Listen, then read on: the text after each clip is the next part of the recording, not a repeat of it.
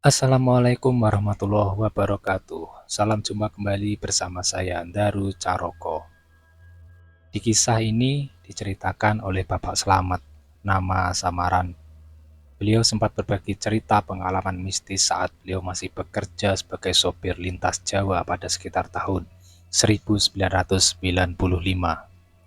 Karena pada saat itu hanya jalur tersebut satu-satunya jalur lintas selatan yang menghubungkan antara Provinsi Jawa Timur dengan Provinsi Jawa Tengah. Jauh sebelum jalan tol Trans Jawa dibangun. Seperti apa kisah beliau? Ikuti terus dalam channel Petilasan. Malam itu hujan turun deras membasahi jalanan di Saradan, Madiun. Angin menderu kencang membuat dedaunan bergetar dan ranting-ranting pohon berderit seolah akan patah.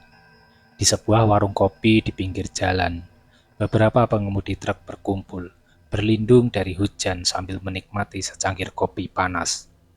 Mereka saling bertukar cerita tentang perjalanan mereka, dan seperti biasa, kisah horor jalur maut Saradan menjadi topik yang paling banyak dibicarakan.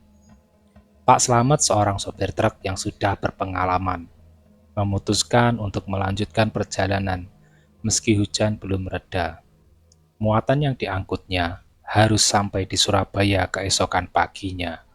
Ia tahu betul resiko yang dihadapinya, namun tanggung jawab sebagai sopir tak memberinya banyak pilihan. Setelah berpamitan kepada rekan-rekannya, ia menaiki truknya dan mulai menembus derasnya hujan malam itu. Jalur maut Saradan terkenal dengan tikungan-tikungan tajam dan jalan yang licin saat hujan. Banyak kendaraan terjadi kecelakaan di sini, bahkan tak sedikit yang merenggut nyawa. Namun malam itu Pak Slamet merasa ada sesuatu yang lebih dari sekedar jalan berbahaya. Ia merasakan kehadiran yang aneh, seolah ada mata yang mengawasinya dari kegelapan. Setengah perjalanan, truk Pak Slamet melewati sebuah tikungan tajam. Ia memperlambat laju truknya, berusaha mengendalikan kemudi dengan sangat hati-hati. Namun, tiba-tiba dari arah berlawanan muncul cahaya terang. Sebuah mobil melaju dengan kencangnya, seolah tak melihat truk yang datang. Pak Slamet membunyikan klakson, namun mobil itu tak memberi respon. Dengan sigap, ia membanting setir ke kanan, mencoba untuk menghindari tabrakan. Truk berbelok tajam, rodanya tergelincir di atas aspal yang basah. Pak Slamet kehilangan kendali dan truknya meluncur keluar jalur dan berhenti di tepi jurang. Jantungnya berdebar kencang, keringat dingin membasahi dahinya. Meski udara dingin menusuk kulit, ia menoleh ke arah mobil yang hampir menabraknya tadi. Namun, yang dilihatnya hanya jalan kosong yang diselimuti kabut tebal. Mobil itu benar-benar lenyap begitu saja. Dengan tangan gemetar, Pak Slamet mencoba menenangkan diri. Ia memeriksa bagian truknya dan memastikan semuanya masih dalam keadaan baik. Namun, saat ia hendak melanjutkan perjalanan, ia mendengar suara dari luar truk. Suara tangisan seorang wanita yang memilukan, lirih dan penuh kepedihan. Pak Slamet memandang keluar jendela, dan di sana, di tepi jalan, ia melihat sosok wanita berambut panjang dan berpakaian putih. Wanita itu berdiri memandang ke arah Pak Slamet dengan tatapan kosong. Pak Slamet merasakan bulu kuduknya berdiri. Namun, ia mencoba mengabaikan sosok itu dan kembali fokus pada jalan. Tapi, suara tangisan itu semakin keras. Rasa penasaran dan takut bercampur menjadi satu. Akhirnya, Pak Slamet memberanikan diri, turun dari truk dan mendekati wanita itu. "Bu, ada apa? Kenapa di sini sendirian?" tanya Pak Slamet dengan suara bergetar. Namun wanita itu tak menjawab, hanya menatapnya dengan mata yang penuh air mata. Lalu dengan suara pelan dan serak, ia berkata, "Tolong aku, tolong anakku." Pak Slamet merasa ada yang tidak beres. Namun, rasa iba membuatnya bertanya lebih lanjut. "Di mana anakmu, Bu? Apa yang bisa saya bantu?" Wanita itu menunjuk ke arah jurang di samping jalan. "Di bawah sana, tolong aku, tolong selamatkan anakku." Meski hati kecilnya merasa ragu, Pak Slamet memutuskan untuk melihat ke bawah jurang. Dengan hati-hati ia mendekati tepi jurang dan memandang ke bawah. Namun yang dilihatnya hanyalah kegelapan. Tidak ada tanda-tanda adanya anak atau siapapun di sana. Pak Slamet berbalik untuk memberitahu wanita itu, namun ia terkejut karena wanita tersebut sudah menghilang.